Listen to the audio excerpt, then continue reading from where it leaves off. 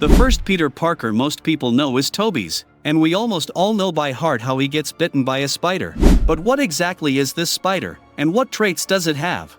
This spider was given various traits in a lab at Columbia University.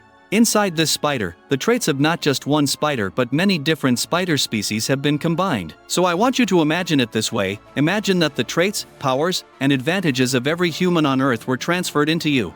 You can think of this spider as almost the ancestor of all spiders. I want you to think of the logic here this way too. In real life there are hundreds of spider species, and not every spider has every spider trait. Meaning, not all spiders can climb walls or shoot webs or have incredible jumping ability all at the same time. So here, the scientists in this lab decide to design the best spider in the universe, one that has all these traits at once. This spider wasn't originally created for the purpose of biting someone and giving them spider powers. But our main character Peter Parker happens to be in the right place at the right time and the right spot to take a photo, and life smiles on him, and he gets bitten by this spider. And Peter Parker's DNA starts to restructure itself.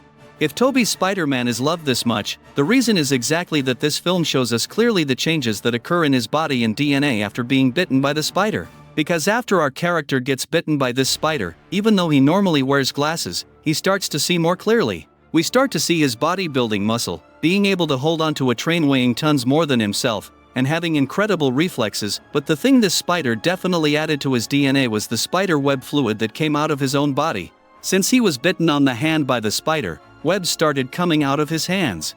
So do you think all these traits make him the best Spider-Man of all time, or not? Write your thoughts. The Radioactive Spider. This is actually the comic book series that should be considered the direct source for all Spider-Man versions. And I recommend you listen carefully to the story here, because all the later films and comics are essentially modeled after this series the most.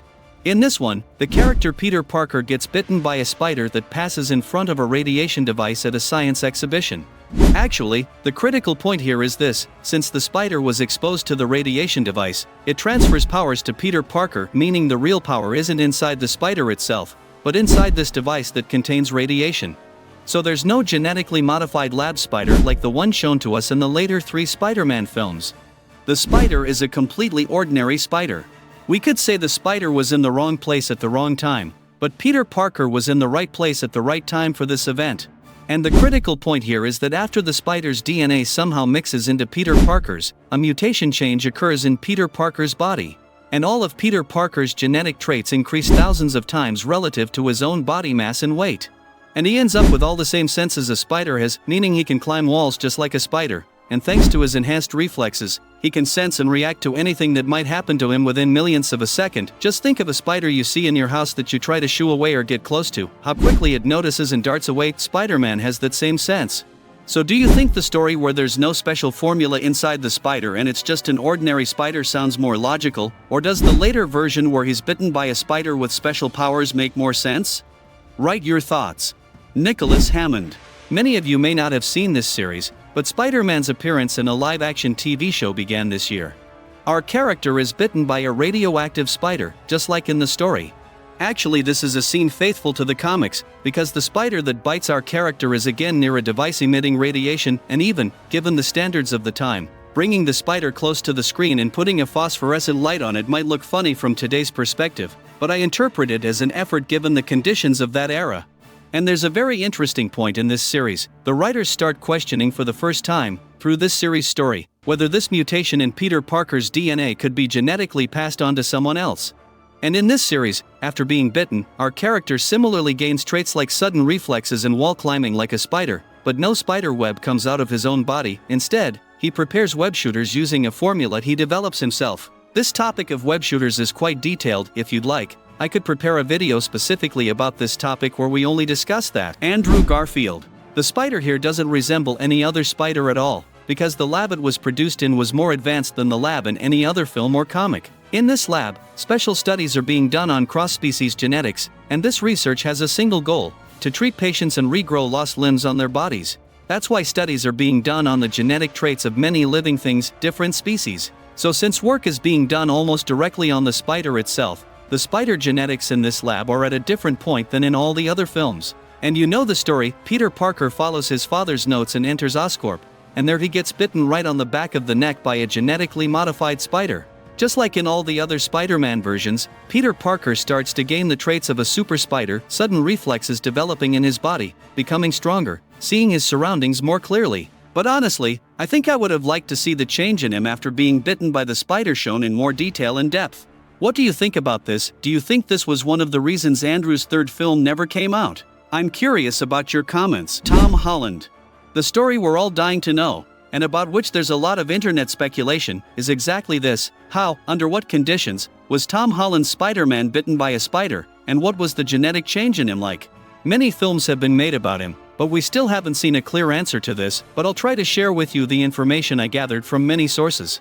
Because when we first saw him, he already had his powers, and had even already begun learning how to use them.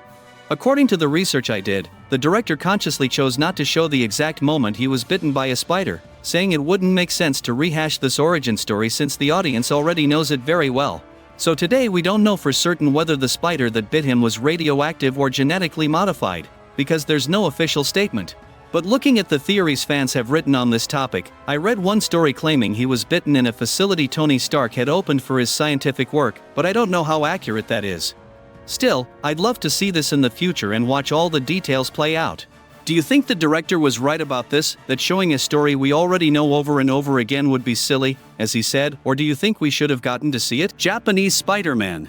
Look, this is one of the most interesting entries in the Spider-Man franchise, because the subject is handled in a very original and different way, so I recommend you listen to this part carefully. In this series, our character is Japanese, and he isn't bitten by a spider like in the classic story. Instead, the last surviving alien from Spider Planet injects his own blood into our character.